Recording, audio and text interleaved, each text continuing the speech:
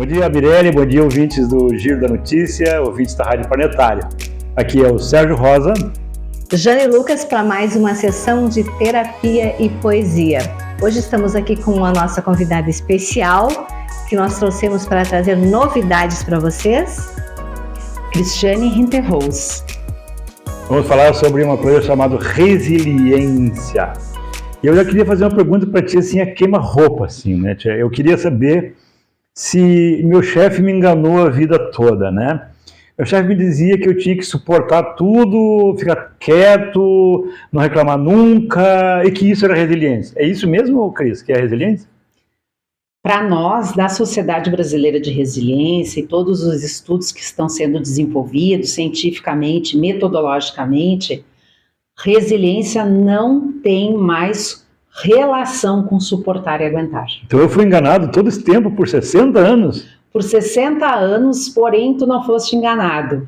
Foi uma relação que nós, do desenvolvimento humano, fizemos com a física. Então isso hoje está sendo ressignificado através de novas abordagens, novas interpretações e leituras do desenvolvimento humano. Se entende hoje a resiliência como um comportamento estratégico perante as adversidades, perante o estresse. Interessante. Eu tenho uma curiosidade, né? Porque a nossa convidada também é especialista na parte de educação. Como funciona a resiliência dentro da educação, dentro deste mercado dos educadores, dos professores, diretores de escola? Isso é bem, eu acho bem interessante. Para os profissionais da educação, o comportamento resiliente, como nós estamos trazendo, como a Sociedade Brasileira de Resiliência traz, é muito interessante porque ele desperta o autoconhecimento. Então é fundamental para que eu desenvolva esse comportamento de que eu realmente me conheça. Para quê? Para que eu, de posse das minhas fortalezas, eu consiga administrar melhor esses momentos de estresse, que dentro da educação é a todo momento, porque afinal a gente lida com muitas pessoas e isso automaticamente traz vários desafios para dentro do contexto escolar. Então, lidar consigo mesmo, em primeiro lugar, se conhecendo mais, entendendo as suas próprias fortalezas, se entende que essas conexões neurais vão me trazer recursos internos maiores para conseguir lidar com as adversidades, não só minhas como profissional e todo o contexto escolar, mas também cada mapa de mundo que existe dentro de uma sala de aula. Então é muito interessante. Na realidade, prepararia o professor para ser de fato o educador, não apenas no sentido de trazer o conhecimento, mas de saber lidar com aquele universo que cada aluno representa. De comportamentos também. De comportamentos, né? Sim, com certeza. Porque para que eu, enquanto educador, alguém que realmente faça esse papel, que para mim hoje esse é o grande diferencial, é saber fazer o outro pensar. Eu preciso, enquanto gestor, né, principalmente na área da gestão também, mas enquanto pessoa que está lá com seus alunos, entender que gerenciar essas emoções começa comigo. Sim, o ponto de partida sempre sou eu e o de chegada também, né? Nós sempre falamos aqui sobre essa questão de que eu sou o ponto de partida e o ponto de chegada, né, de cada movimento.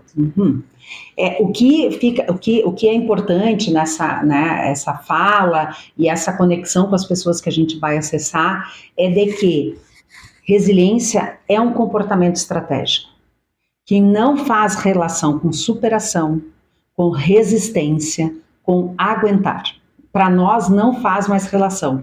Esse comportamento estratégico, ele precisa de maturidade, flexibilidade e uma consciência dos meus pontos fortes.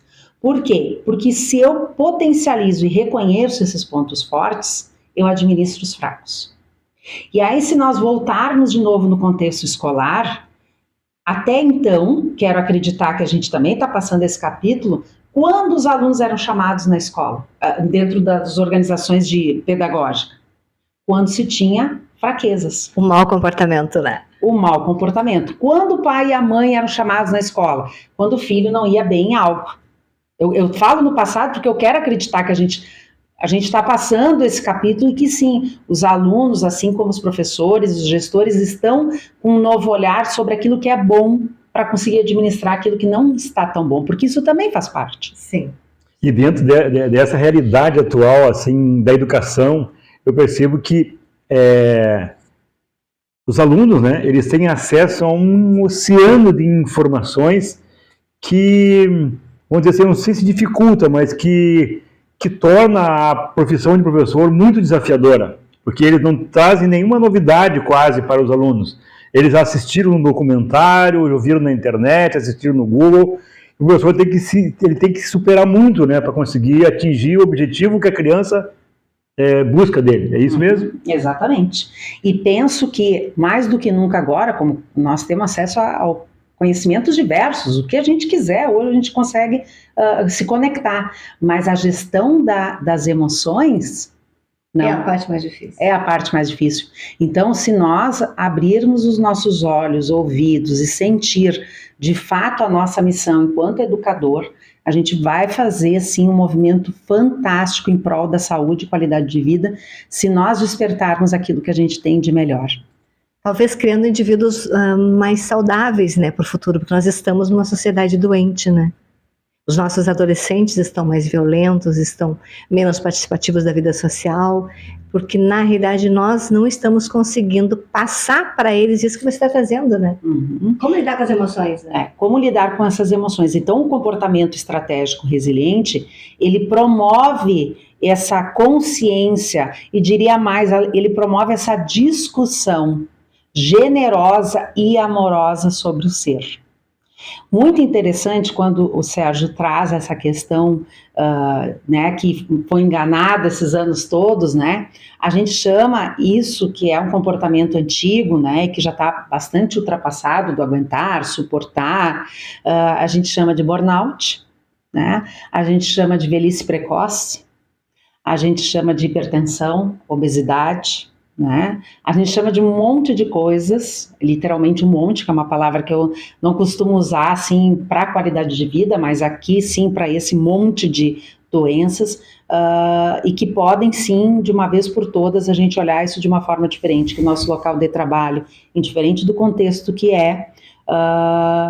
pode ser saudável sim dentro de um comportamento resiliente, porque até então, quando eu fui gestora de uma empresa aí da área da comunicação, diziam para mim que nossa, a Cris é super resiliente, e eu achava que, nossa, isso é um elogio, ou isso aí é uma cobrança ainda mais para que eu resista e cumpra as metas a qualquer custo, né? Então agora eu podendo ter essa oportunidade de ter ressignificado esse comportamento que é tão importante para nós, em momentos desafiadores. Porque é um movimento para a vida, né? É um movimento para a vida, né? E aí, se nós pensarmos ainda sobre o conceito de resiliência, de uma forma muito pedagógica aqui, eu diria assim, resiliência é igual à vida. Sim, por isso que me chama muita atenção, movimento para a vida. Porque tudo que você está colocando aí das doenças, o burnout, tudo é movimento não vida, né? É o que tranca, é o que opõe resistência, né? E a vida é a fluidez. Uhum. Eu fiz um curso contigo uma vez sobre resiliência e tu abordava a questão de quando você se coloca em risco, né? Quando eu vou lá e brigo com as pessoas para defender a minha posição machista ou de propriedade ou de alguma coisa, e eu me coloco em risco de ser talvez até morto, um tiro, uma facada. E aí tu me falava que o comportamento resiliente não é nada disso, você não está sendo resiliente quando você se coloca em risco. Me relembra aquilo que você já nos falou um tempo atrás. Dentro dessa perspectiva que o Sérgio traz, do atacar e do acatar, que faz parte da metodologia da abordagem resiliente, né? E aí é importante eu dizer quem é o estudioso e autor dessa metodologia, que é o Dr. George Barbosa, PhD em Psicologia Clínica, né? Que a Sociedade Brasileira de Resiliência fica em São Paulo, tem um site recheadíssimo de textos, publicações científicas. A gente tem duas formas de lidar com os desafios, né, com o estresse. Importante dizer, a resiliência só se apresenta em momentos de adversidade. Então eu preciso do estresse, eu preciso da adversidade para mostrar esse meu comportamento resiliente estratégico. Dentro desse comportamento a gente tem duas linhas de ação, ou de atacar ou de acatar o estresse. Então tem pessoas, e aí a gente faz toda uma análise dentro do Quest Resiliência, que é um assessment científico também, onde a gente analisa o perfil da pessoa, faz uma análise através de 84 perguntas, que a pessoa recebe um link, uma senha e faz esse Quest Resiliência. Resiliência, a gente percebe como ela se comporta perante a adversidade. Quando ela ataca demais, a predominância é de um comportamento mais de raiva, ela predomina na raiva. Quando ela acata demais, ela predomina um comportamento maior sobre a tristeza. Quais são os ganhos reais que eu tenho atacando e esses ganhos, eles me dão mais vida? Porque se eles diminuem a minha qualidade de vida, eu acato o estresse de forma estratégica. Ou seja, me escondo debaixo da mesa, quando o temporal passar, eu volto. Porque eu não vou botar minha vida em risco. Então é muito interessante. E isso tudo dentro de uma consciência. Eu estou atacando, e qual é o ganho que eu tenho nesse atacar? Não identifico ganhos. Então eu me recolho. Na realidade, se nós formos lá para as estratégias de guerra, né? Eu recuar, porque ao recuar eu ganho terreno, né? A arte da guerra, do Sun Tzu. Exatamente. Recuar é ganhar terreno. Né? E aqui recuar muitas vezes, e vou dizer que na maioria das vezes o mais inteligente e estratégico é recuar, né? É ganhar qualidade de vida. E eu vou lançar para o internauta uma pergunta. Você se considera resiliente sobre esse contexto que a nossa especialista está trazendo aqui?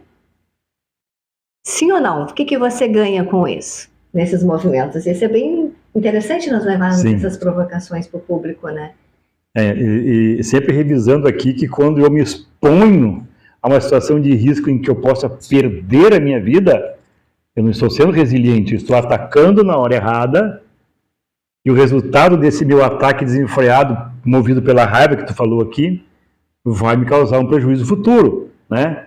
Se eu compro uma briga com alguém que às vezes é muito mais forte do que eu, e eu vou apanhar, vou passar vergonha, eu posso até morrer, ou o contrário, eu posso espancar alguém mais fraco do que eu, e depois eu sofrer uma sanção judicial que vai me carregar para o resto da vida e vai me trazer um estresse muito maior do que se eu tivesse simplesmente recuado e fazer isso. Isso não é para fazer isso, é para voltar e pensar e repensar. E em momentos de raiva, a gente nunca deve agir, nunca, porque o momento posterior, quando a raiva baixa, você pensa, né? O que eu fiz? Talvez, assim, me corrija se eu estiver errada, talvez para eu olhar para isso, eu sempre preciso me distanciar um pouco, né? Porque quando eu distancio, eu consigo ver de fora esse problema que está ali, né? Eu consigo ter uma visão mais ampla do movimento a ser feito de forma estratégica, né? Olha que interessante as pontuações de vocês. É muito legal quando a gente tem essa consciência, desenvolve esse comportamento dentro desse modelo estratégico, daí a gente desenvolve as 8 áreas do modelo de crença determinante, dos modelos de crenças determinantes. Mas isso depois a gente pode também salientar. Porém, se o meu estresse estiver corroído, se for exacerbado demais, se eu já estiver numa situação quase patológica ou até patológica, é pouco provável que eu vá conseguir desenvolver naquele momento um comportamento resiliente. Então, olha que interessante que eu preciso me dar conta antes, né? Sim. E aí, como é que eu vou me dar conta antes? Se eu vivo num piloto automático, onde eu só desejo que a semana passe, que a sexta-feira venha, que eu só desejo que o feriado venha, que eu só desejo só que as minhas férias, que a minha aposentadoria, enfim, quando eu vivo nesse piloto automático, eu não vou ter esta consciência que talvez o meu corpo já esteja, né, corroído pelo estresse. É esse olhar para dentro, né, que nós sempre comentamos aqui em todos os nossos programas, que é o olhar para dentro que eu descubro como é que eu posso olhar para fora, né? É o inverso o caminho, né? Olha quanto é importante a questão, nessas conversas que nós estamos tendo aqui, dos terapeutas, né, e das terapias, para que as pessoas consigam se encontrar e desconectar de viver sempre no futuro, né, não viver o agora.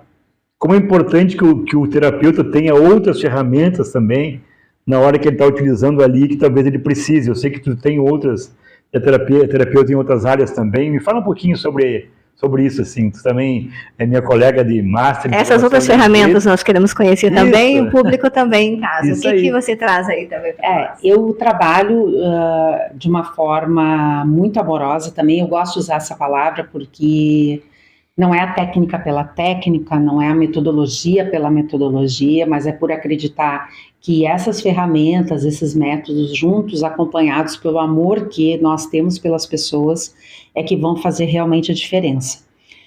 Eu trabalho com programação neurolinguística, né, e hoje eu penso que fiz uma caminhada muito interessante até aqui dentro da programação, com mais ênfase, né, além da bioinformação, do Theta Healing, constelação familiar, mas aonde mais eu atuo é dentro da programação neurolinguística, que eu acredito que é uma ferramenta poderosíssima quando a gente precisa reorganizar as nossas crenças, refinar. Eu gosto muito, além da palavra ressignificar, eu gosto muito do refinamento.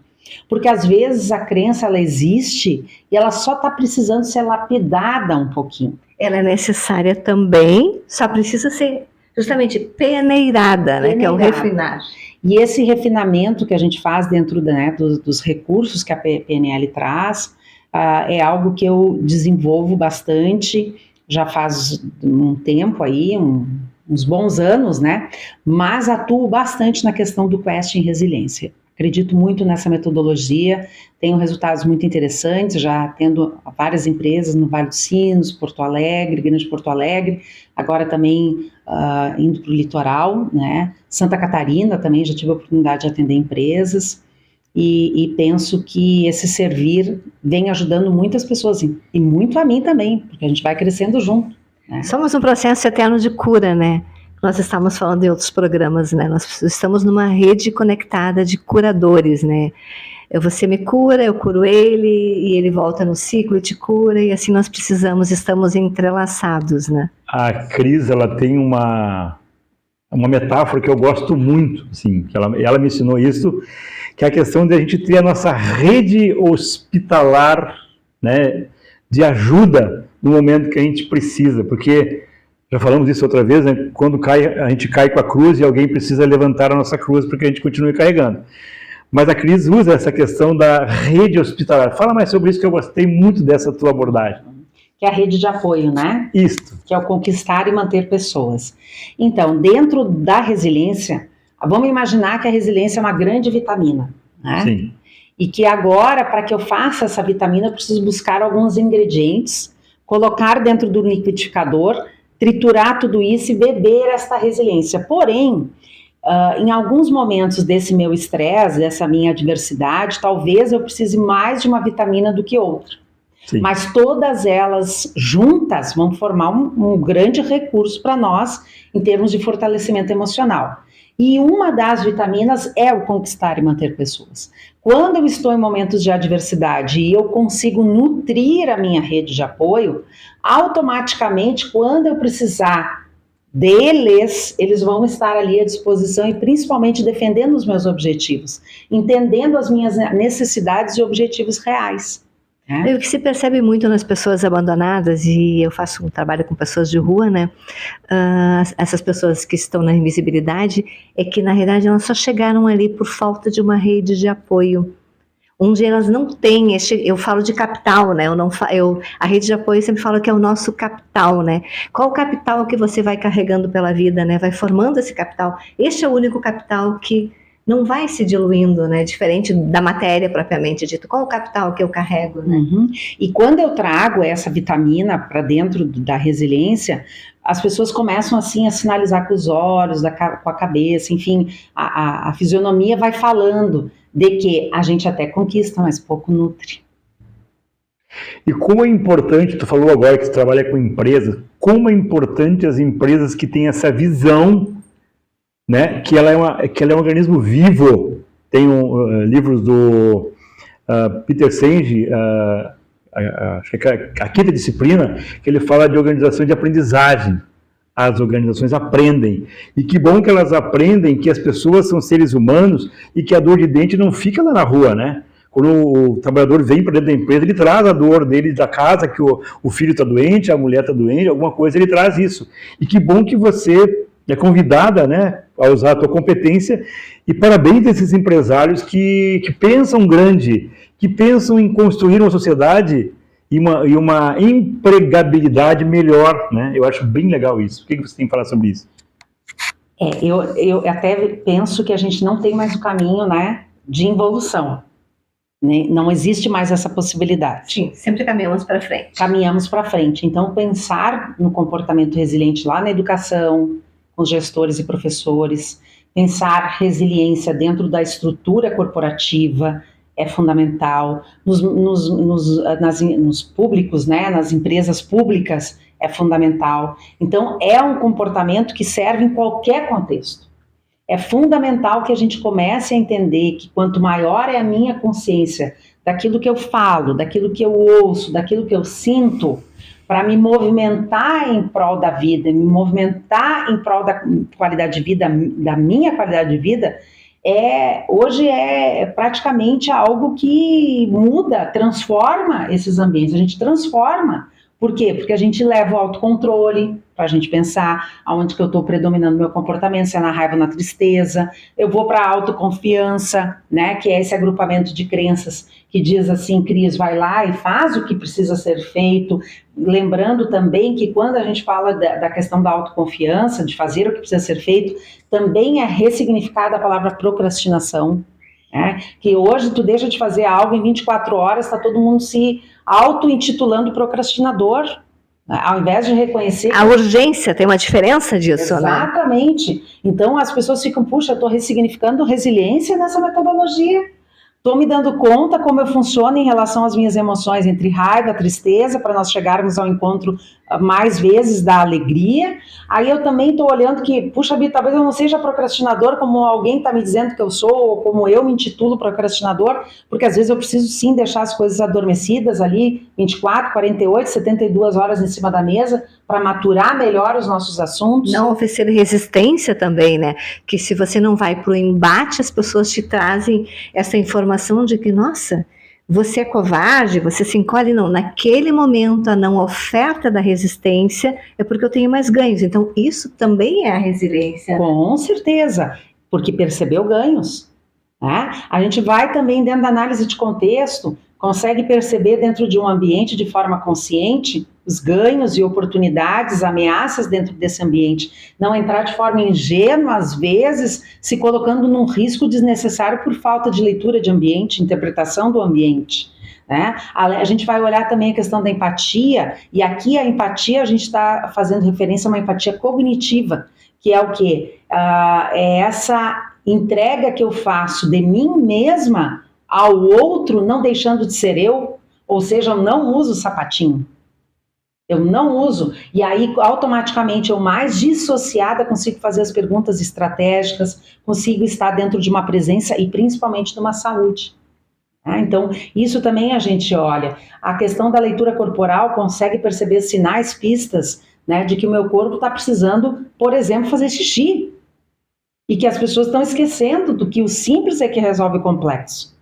Também é interessante que tem até um livro que trata sobre o respirar, né? Que ao responder muitos e-mails, a pessoa fica tão enlouquecida que ela esquece de respirar, que é a síndrome justamente das respostas de e-mail, que a gente é síndrome do sono, que não dorme. A apneia do sono tem a apneia do e-mail, na realidade. Acho tão interessante, de novo, voltar ao ambiente corporativo, porque as empresas não percebem, elas ficam vendo lá que teve um prejuízo porque quebrou uma máquina, porque a produção não atingiu lá o objetivo proposto. Mas existe um buraco negro que consome recursos da empresa, que é esse adoecimento das pessoas, esse desânimo, essa falta de vitalidade, vamos dizer assim, para também ajudar na produção e no objetivo principal da empresa. Que eu diria que esse é o presenteísmo, onde a empresa vê o corpo presente do funcionário e ele não está inteiro presente ali. O absenteísmo é ótimo, ele não veio, ele é falta e deu. Eu percebo que ele não vai estar no processo produtivo. E a forma que o Sérgio coloca, que é a pior, na verdade, ele está de corpo presente, mas ele não está ali. Ele está sofrendo. Por quê? Na minha percepção e da metodologia, a falta de um sentido.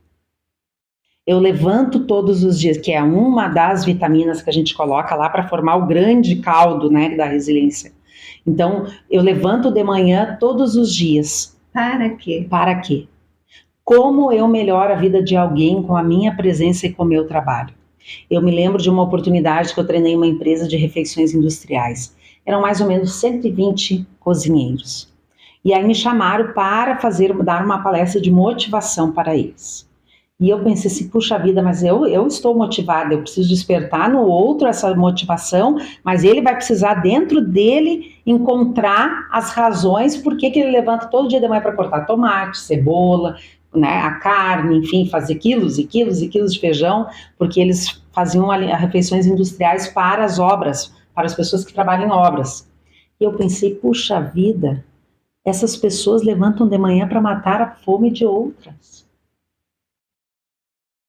E quando isso veio, assim, eles ficaram, óbvio, eu fui preparando esse material, né, mas levando isso para eles, assim, puxa vida, vocês são incríveis. Que importância isso tem? Vocês são fundamentais na existência de muitas pessoas. Vocês matam a fome de muita gente. Ou seja, vocês não estão cortando tomate e cebola.